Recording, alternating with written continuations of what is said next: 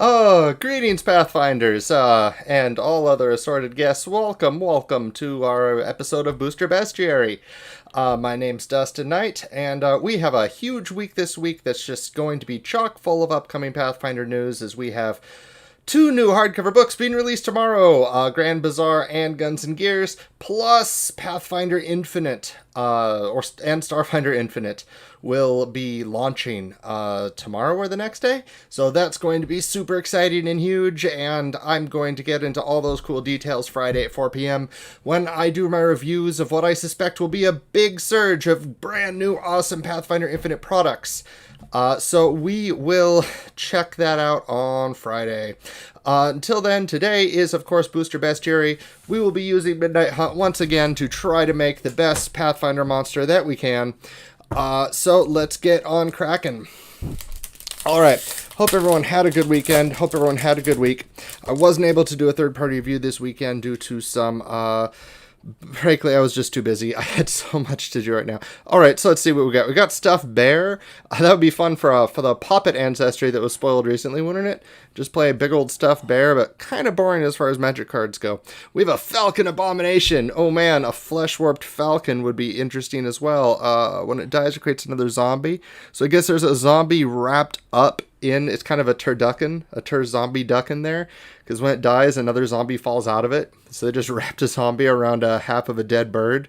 Alright, so we got some spells that don't really incite much in terms of interest here for me. Electric Revelation. Alright, Stormrider Spirit. Here we have a spirit with a bunch of cool lanterns.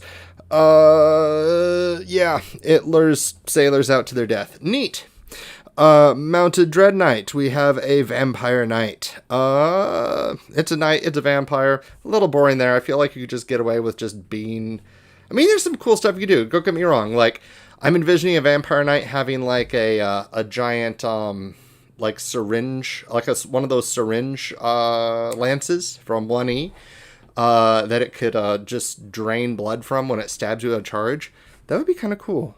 So that's currently my current Forerunner, but if any of you here see a card that you go, that would make a really cool monster for Pathfinder, please go ahead. Don't really like the double encounter cards like this, where they die, they become a spirit. They're cool for very specific encounters, but they're basically, you have to make two monsters, and those could be really, really draining on PCs in a game like Pathfinder if they don't have any hints whatsoever that the person's going to die and a new monster's going to pop out. I mean, you could just do it with, like, apply this monster to a level 1 creature and throw it against a level 5 party, because they're going to deal with that in one round. So you could do that, I suppose. Necrosynthesis. Yeah, no, it's a spell. Vampire Archer. With this one, when it has extra blood, deals extra damage to things. Okay, kind of the same thing, but I don't think a crossbow is as cool as a lance for draining blood out of people. Here we have a werewolf that gets stronger when spells are cast around it, and flips into a werewolf that gets stronger when spells are cast around it. It's a werewolf with that mechanic that we've used, the prowess mechanic that we've seen before, many times before. Here we have some cool alt art. These are pre-release packs, so far every pre-release pack I've cracked from this set has had a foil rare, a mythic, or a alt art rare. So once again, don't bother buying individual packs or even boxes of boosters. Seriously, buy the pre-release packs. Like, find a local card shop that is bulk selling pre-release packs and buy them. They're all over the place, and there's so many better cards. They're just more fun to crack. They're not going to be as good for practicing draft because they're so absurd, but like, and yes, they're not going to have as much absurd stuff as collector's packs, but hey, they're way cheaper than collector's packs, and they come with way more rares. Anyway, here we have a human warlock, protection from werewolves. He can make a bunch of humans add mana, and can then give power to a bunch of humans. So that's kind of cool. It's kind of a warlock of nature. Empowers allies. Each creature you control, yep. And then those allies could... Okay, I'm seeing something here. I think I'm liking that. I definitely like it more than the bear. I'm going to get rid of the hunter, too, because that just bores me. And then we have a token. Who cares? All right, cool. So I think I'm going to go with the Warlock here for designing a monster. I do love the others, because I do like, again, I like the idea of a werewolf knight with a big lance, even though this guy doesn't have it on his art, so that's why I'm skipping that. But it is kind of cool to think about a lance that drains people's blood. I think it was an Overlord, actually. So, yeah, let's get rid of that. It's too derivative. It's basically Overlord. I do like the Falcon that dies and drops a zombie when it does. But, again, that's one of those, like, surprise, there's 2 encounters things that you could use, but you should use sparingly, because PCs will like to use their coolest tricks in the first couple of rounds. So if they use their cool tricks and now they need that 10-minute rest, but oh no, here's another encounter, that could result in some really bad times. If the die rolls just aren't in their favor, you have now made this second encounter so much more difficult than it should be. So we will go here with Katlia, Catilda,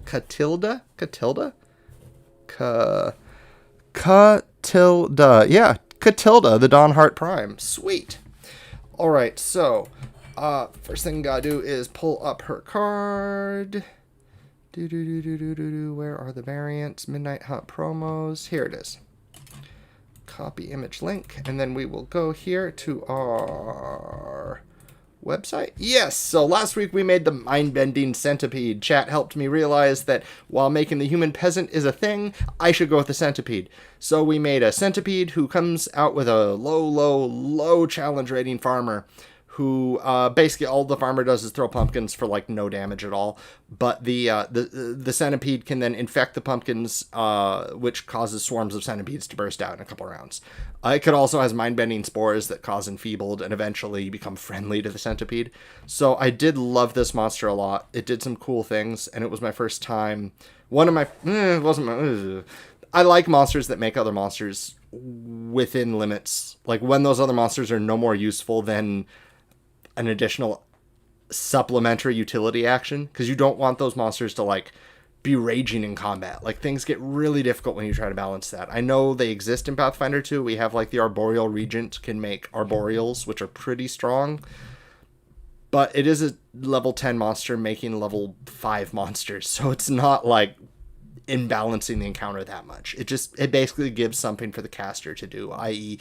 blow your incapacitation spells and blow your fireballs at the weaker guys, because that's what casters are great at in Pathfinder, I gotta admit. And it's really satisfying when you see a caster throw a fireball at a bunch of low-level creatures in Pathfinder 2. It's super exciting to see. Alright, so let's get rid of our eccentric farmer. So, bleh, because we are instead doing this cool shaman, this cool warlock. Warlock. He is not a shaman, he is a warlock. You think with my username I would get that right. But alas. Alright, so first thing you always do when you make monsters is look for something that's similar.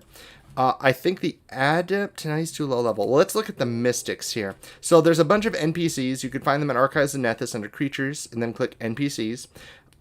They're all separated out. So Mystics is one such category where you have Adept, Cult Leader, Cultist, Demonologist, False Priest, Harrow Reader, and Necromancer. I think this guy's a Cult Leader. He's not evil. Oh, good. Cult Leader is neutral. Excellent. I like this guy as a Cult Leader, definitely. Alright, cool. So we're just going to go ahead and import that. So let's go new monster, and then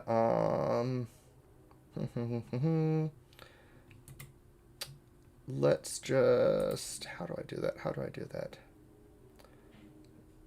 Upload JSON, download HTML. Sorry about this. Open URL. Let's see if the open URL feature is working. Yes, it is. Excellent. Alright, so we're going to work off Cult Leader. Level 7 is a bit high for this guy. I'm going to lower him down to 4. He is just a 2-drop after all. He's a good 2-drop. He does some cool stuff as a supplement.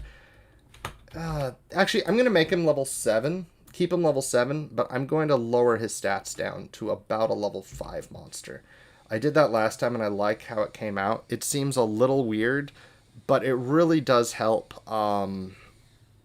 when you're making a monster who's meant to go with other monsters. It helps balance the CR a bit, because this guy really helps buff other guys, other allies. allied creatures, and that is something we just have to account for here. All right, so definitely got to give him this name. Catilda Dawnheart Prime.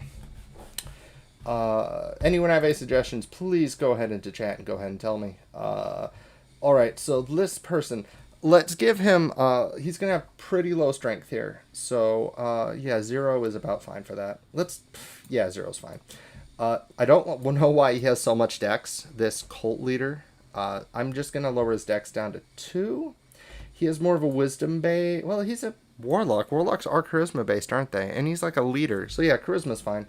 You will have some wisdom, though. I'm going to lower the intelligence just a little, and to make up for it, I'm going to increase his con just to match his dex, because he's a 1/1 on the initial card. And he does buff himself. Let's give him resistance to his protection from werewolves. God, that's a weird one. Let's look up really quick. Werewolf. Werewolves are they their own trait? I'm sure they are, but I want to double check that. Werewolf. Yeah, were creature. All right. So we're going to give him resistance. Can you just say the trait name? And would that mean he's just resistant to every type of damage source from that trait does? You know, I'm going to put it in there and just see what people think when I post it to Discord and Reddit, because I'm sure I'm going to get people explaining why I can't do that. But I'm curious what happens if I do that. So, Were Creature 10, and immunity to, let's say, Primal Curses? Sure. Alright, so he's immune to Primal Curses, and he has resistance Were Creature 10. Okay, I like that, I like that, I like that. I don't think that resistance works exactly, because that would mean he's like resistant to even the weapons Were Creatures wield, but frankly, that is what the card does. The card is resistant to Were Creatures. He has we'll just say he has some kind of, I suppose he has some kind of blessing. I mean, he does in the story, right? He's like blessed by the Dawnheart, so the Were Creatures can't get to him. So yeah, it makes sense. It makes sense. He's a warlock. He does magic stuff.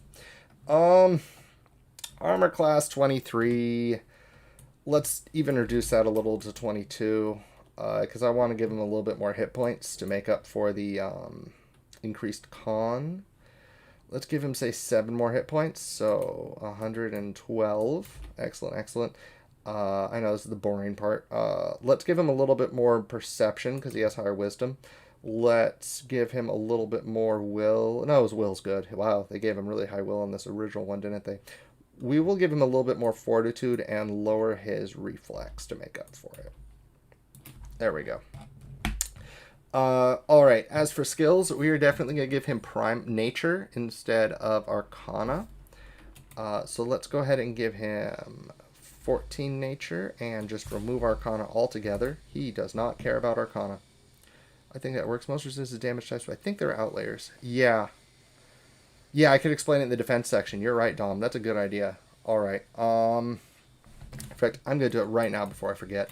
So let's just get rid of Protect the Master, because he shouldn't have anything like that. Yeah, I don't like Protect the Master on this guy. He's too communal. He's definitely not going to want to have an ability that lets him sacrifice his followers to help him. So I'm just going to get rid of Protect the Master. I'm going to give this Primal, and what else is Bless? Oops, I went away from the Cult Leader too quickly, didn't I? Cult Leader. I think Blessing is Abjuration. Bless, bless, bless, bless, bless, bless, bless. I thought you had Bless. You have Bless. Bless is enchantment. Of course it's enchantment. I'm going to make this Abjuration because it's protective. So, Primal. So, Abjuration and Primal. This will be called Dawnheart's Blessing. And it will be simply the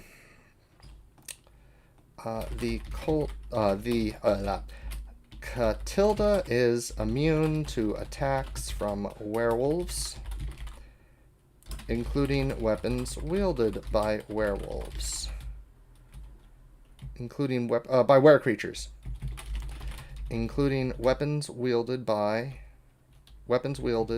and spells cast by were creatures. The Blessing of the Dawnheart protects Catilda. Protects Catilda from attacks by were-creatures, including weapons wielded by spells, including weapons wielded by were-creatures and spells cast by were-creatures. All right, great. There should be some anathema that if she breaks, she loses the Dawnheart's blessing. If Catilda breaks an anathema of the Dawnheart. All right. Catilda loses this blessing if she breaks an anathema of the Dawnheart. I don't know what anathema of the Dawnheart means right now. Make it for your... It's probably like Saren Ray or something, but like, we're not going to put that in our stat block. The Dawnheart will be something unique to your setting. You make it what you will. You could easily convert her to a Serenite or a Shava is, I believe, the anti-werewolf Pathfinder deity. So you can make her like an Ashava cleric, or I guess she's a warlock, so a witch warlock of Ashava.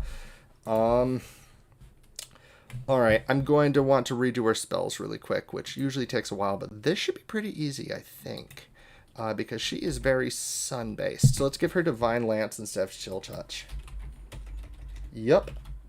Oh, thank you. I'm so glad you know.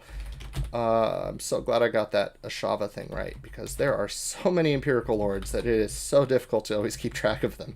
And I feel like that's something somebody would actually say in the setting, like getting Empirical Lords mixed up. Okay, Guidance Shield, Divine Lance, Detect Magic, and Daze. Those both seem great. Is there a anti-were-creature spell? I don't think there is.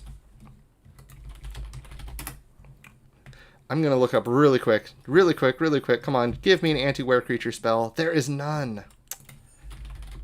There is no anti-were-creature spell yet. Well, that's something for Pathfinder Infinite. Make me anti-shapeshifter and anti-werewolf spells, because that is something that is definitely in the setting. We had it in 1E. Augury's good. Calm Emotions, I could see that. I don't like Hideous Laughter on this character. I think that is out of character. I think Glitter Dust makes more sense. Because the anti-werewolf, sun, sunlight, sunburst, flames, sun, cosmic form? Oh, it's 7th level. We're not doing 7th level. What's sunburst? That's the 7th level as well. Fire, lance, energy, aegis, government. Let's just go ahead and look up ray of fire. I need some fire. This is about fireball. I'm gonna just give her fireball. Does she have fireball? She doesn't have fireball. She's a buffer. What am I doing thinking of stuff like fireball? Let's just go to the primal spell list. Let's look around really quick for some buffs. Oh, heal. Why doesn't she have heal? I'm going to give her 3rd level heal. I'm going to give her haste. I will not give them mind reading. Haste is good enough. I'm not going to give them 5th level spells because we are lowering the creature level here. She's going to have 4th level spells. Let's get rid of that. Let's instead have calm emotions, because they're more of an inciter than a calmer. Let's give them haste. So we'll have 3rd level haste. We'll have heal. 2nd level won't have... Why is there no spells in 2nd level? We'll just give them heal 4 slots. We'll give them 3 slots of 2nd level spells.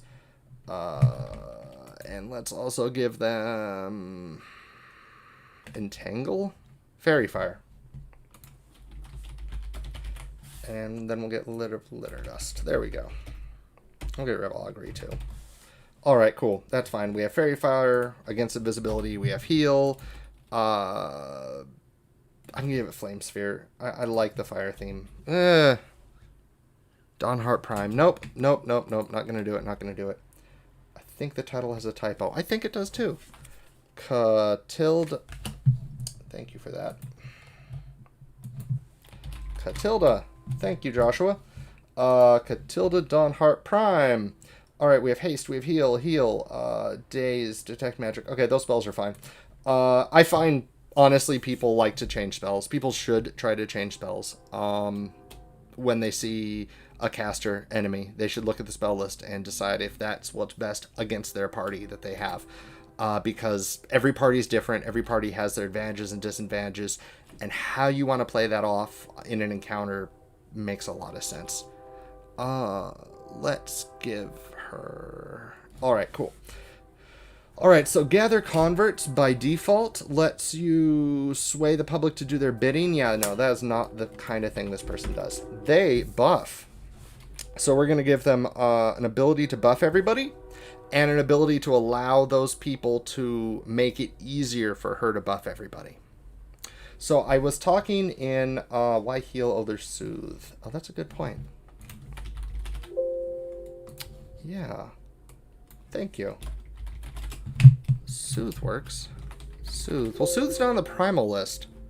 And there are a Primal Warlock. So there is that.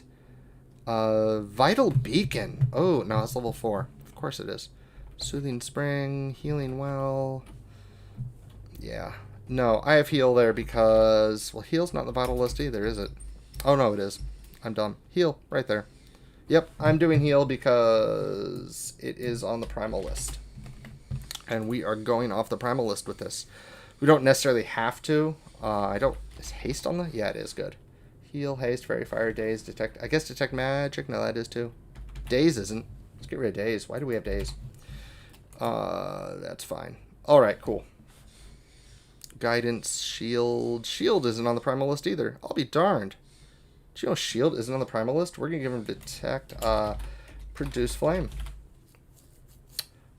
Oh, that's because the original primal leader said that. Let's go. Primal. The original cult leader had that. And I need to lower their stats a little bit anyway. 16, 24. There we go. Making them a little less powerful. Alright, so she still has her staff. Magical two-handed D8. 1d4 bludgeoning plus 13 to hit. That's fine. If she's using her staff, something is wrong. Staff of the Dawn Heart. I'll give her an item name because I think that's kind of fun. Let's not give her cult lore. Let's give her Dawnheart lore. Let's keep society as good. Let's get rid of cultism. They do not have cultism. They have nature, which should be higher. And diplomacy should be higher than intimidation. Although they look pretty intimidating to me. I like always putting athletics. You should always put athletics on your creature, even if it's abysmal, because frankly, it needs to be used. Same with acrobatics, which would be higher a little bit, but not much. Maybe change first to spell slot or specify cantrips. Oh yeah, those should be cantrips. That's what happened when I transferred over the cult. When you transfer over a caster from Archives of Nethys over to PF2 Tools, sometimes it will shift all the spells up a level. I don't know why.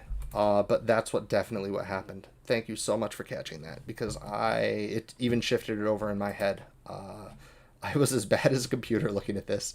All right, so let's give an ability called what's the ability to cause people to tap to add mana? There's like I call it channel. Channel the Faithful. This will be an offensive ability. It is an aura, technically, isn't it? Yeah. So auras have a special way of formatting that I like to look up existing monsters to double check. There we go. It is a trait. So aura, emotion, primal, abjuration, conjuration, transmutation, conjuration. You're conjuring energy. It's almost necromancy, actually. I'm going to say necromancy, because you're taking people's life essence, or you're allowing them to give you life essence. You're spirit bombing. Man, this guy spirit bombs! There we have it. I mean, he doesn't throw a bomb of energy, but he takes energy in, so it's kind of like spirit bomb. Alright, so Catilda can ask their faithful to give energy. Give energy to...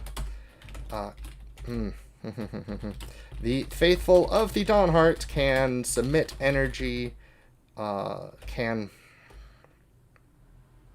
definitely necromancy. The faithful of the Dawnheart can, oh, I need to give how much the aura is. Haha.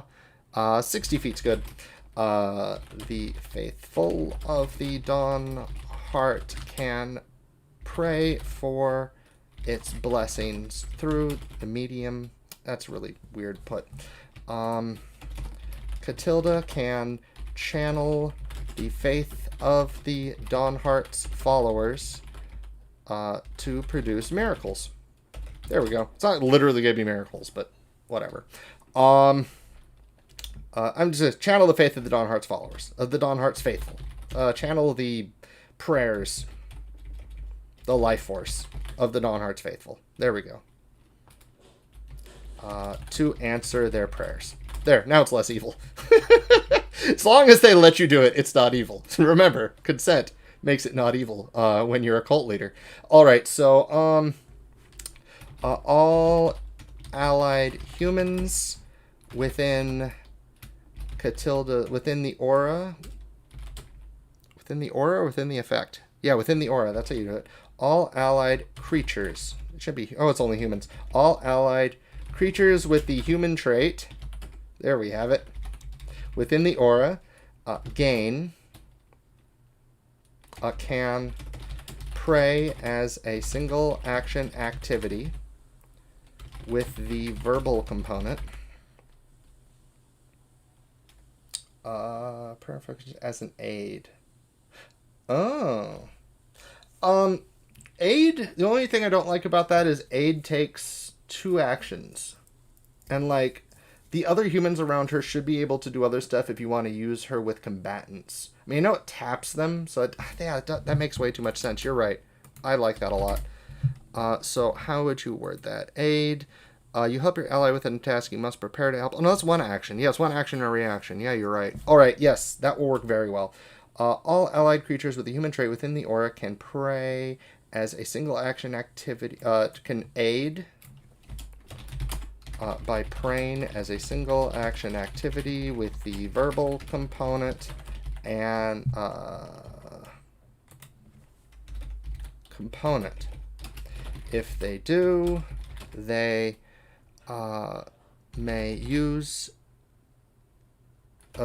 then it's like you use the action and then you get a reaction. Okay, so they can aid by praying as a single action activity with the verbal component.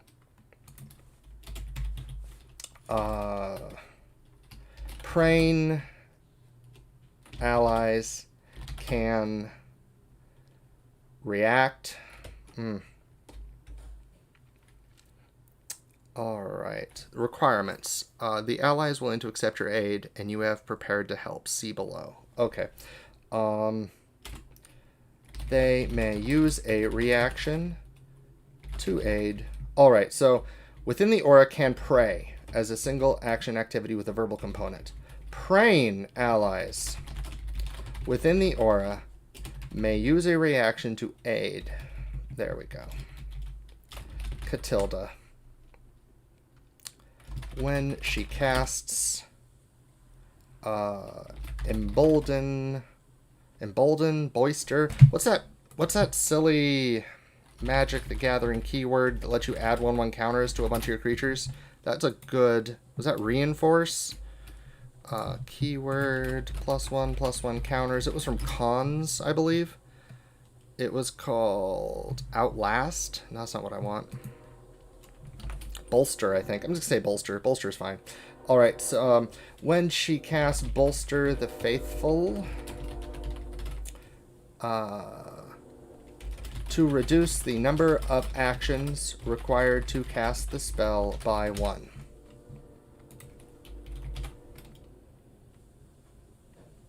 There we go, within the aura. Alright, cool. And then, of course, she will have Bolster the Faithful as her big awesome ability, which is a transmutation. It's kind of a necropotence because no, it's a transmutation. So transmutation. Should this have the verbal trait then too? No, it's an emotion. Primal. All right, cool. So transmutation, primal. We're gonna do this like bless, except super bless. So what should a big blessing do exactly? Oh, it's enchantment mental, huh? Yeah. Enchantment, mental, primal. Yeah, that'll work fine. Alright, so actions, we're going to put none because this has a weird number of actions. So the number of actions will be, how would you even put free reaction, 1 minute, 10 minute? I guess I could put 1 minute and that would just be 10 actions. No, it should be 6 actions to do this. How would you word that in this? I'm not sure. I know how I would do it if I just had Photoshop. I would actually make a little 6 action icon and people would hate me for it. Like if I was to submit to a developer, they would hate me for that. But, all right. I guess I've got to put 6 action activity. I guess that works. 6 action activity. That's weird. But that's what it is. Because it takes, I like how, because it takes 6 mana. 6 actions normally take 2 rounds. And I would need to put something here that explains that they could do that. Catilda may use this action, may spend up to 3 rounds invoking, may spend up to 3 rounds using actions to complete the casting to complete to bolster the faithful. Catilda may spend up to 3 rounds spending actions. Can you say spending actions? I'll look that up later. Spend up to 3 rounds spending actions to bolster the faithful. If she is attacked, if she is damaged by a critical hit, this is, how do you put it with attacks of opportunity, Pathfinder 2E, how exactly do they word it? We want to use good wording. That is the one advice I give anybody when it comes to writing any mechanic, is look for something that is similar to exactly what it is. Alright, so this should be a manipulate action. And a verbal action. Alright, so if she is damaged by an attack that is a critical hit, this action is disrupted. There we go. 6 action activity may spend up 3 rounds. Alright, so she spends 3 rounds. She spends 6 actions casting this. She could split up the actions, so she could do like 2 actions and 1, or 1 action and 2. As long as after 3 rounds it adds up to 6, she gets to cast this cool spell. This spell empowers her allies somehow. So to check really quick exactly what kind of empowerment I like for this, we're just going to really quick look up some cool transmutation spells and get some inspiration here. I like, the boring way to do this would just be +1 morale bonus to attacks and damage, and you know, I really want to look up something better than that, but I am not seeing much. Dismantle, enlarge is something, I suppose.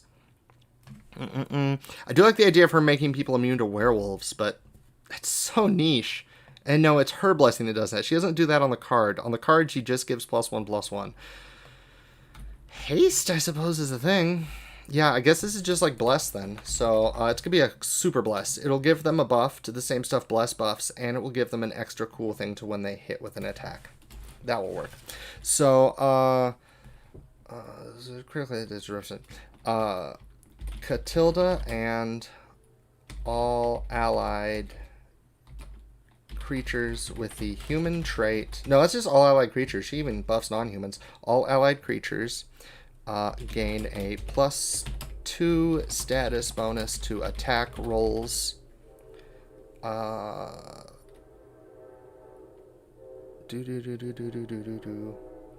Attacks count silver. Ooh, I love that, Daniel. Thank you so much. Yes, attacks count as silver. Gain a +2 status bonus to attack rolls for 1 minute.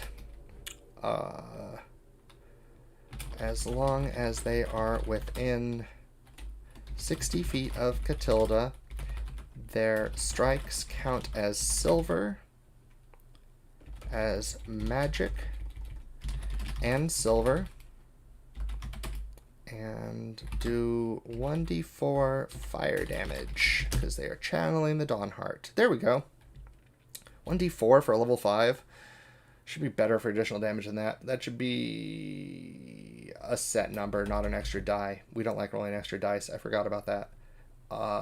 Should do 4 additional fire damage.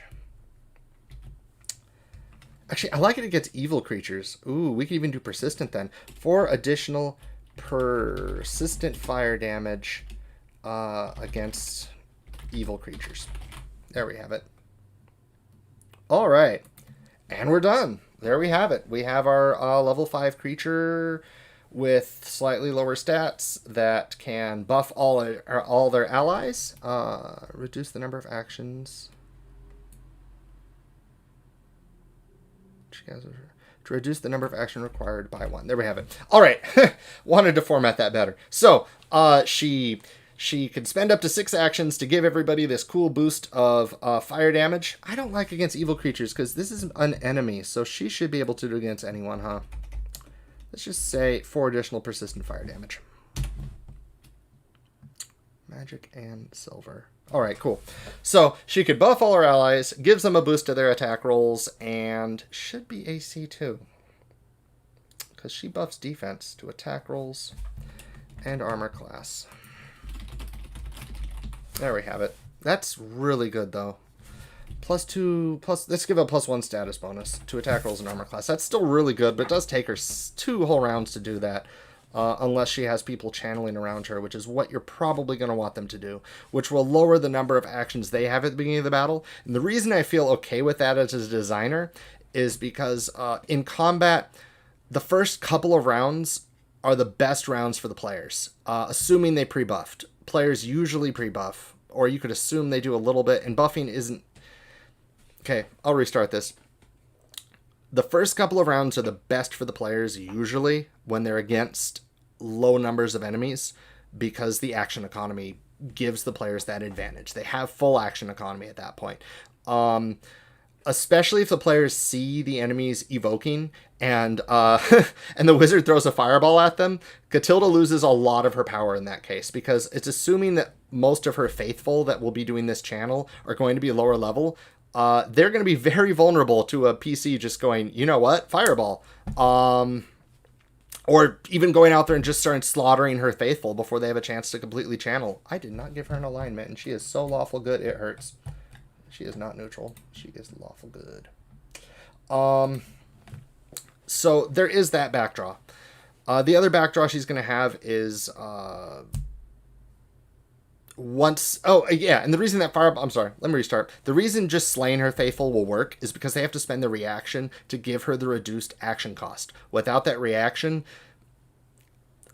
them spending a whole action to channel just meant they spent a whole action not hurting the party. So she's kind of a debuff in a way. She's very much a feast or famine type enemy, because if she doesn't pull off that channel, she just wasted all those actions and the actions of her minions for nothing. So I think this is pretty balanced. Not 100% sure, though. Y'all can tell me what you think. I gotta make her unique, because she is a legendary human.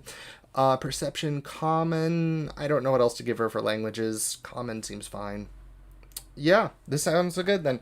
All right, so thank you for showing up. I had a lot of fun. Next week, I promise, I have the packs here. We're going to try different booster packs. Oh, I'm sorry. I don't have that on.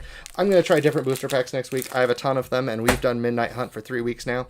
Please come back on Friday, because on Friday, I am going to be buying as many cool Infinity products as I can, and I think I have some other products I still want to review as well on back.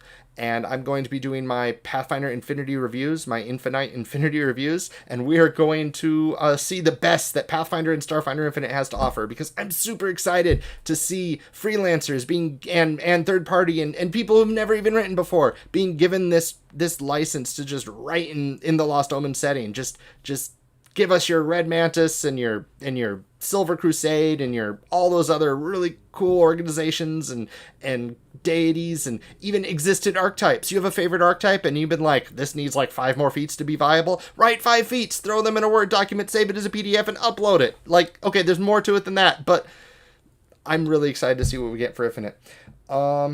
This will make a good encounter if you made her a NPC the PCs need to protect while she casts the spell. Ooh, you are right. I love that. I love that. That actually moved her from like, this was fun to do for one stream, but I'll never use her, to I'm totally going to look for an opportunity to use her. I like that a lot. Well, they fought off werewolves for 3 rounds. Yeah, cool. Okay, she now has a better use. I do wish there were, as long as we're talking about this, I do wish there were guidelines for making NPCs, because I'm not 100% sure that the monster stats are appropriate for PC aids. Like, I feel like that might be ground for an entire book, like an ultimate campaign style book, which I know we're all rolling our eyes inside going, please don't make us do mass combat. But like, I feel like there needs to be a little tweaking to make an ally NPC or an NPC intended to be an ally, but maybe I'm wrong. I haven't had enough opportunities in game in PF2 yet to really crunch the math on that. So we'll see. All right. So yeah, I love that idea. I love using her as an NPC. That's a really, really strong idea there. Thank you very much, Daniel Baker. So that will do it for our stream tonight, as I believe Arcane Mark is starting up in about 20 minutes, and you should really check that out because Mark and Linda are awesome and their show is entertaining, and I love watching all the time. So thank you very much, everyone, for showing up. I had a wonderful time. I will see you Friday, 4 p.m. Pacific. Until then, have yourself a great weekend and enjoy all the incredible new content coming out for all of our favorite games. Thank you and good night.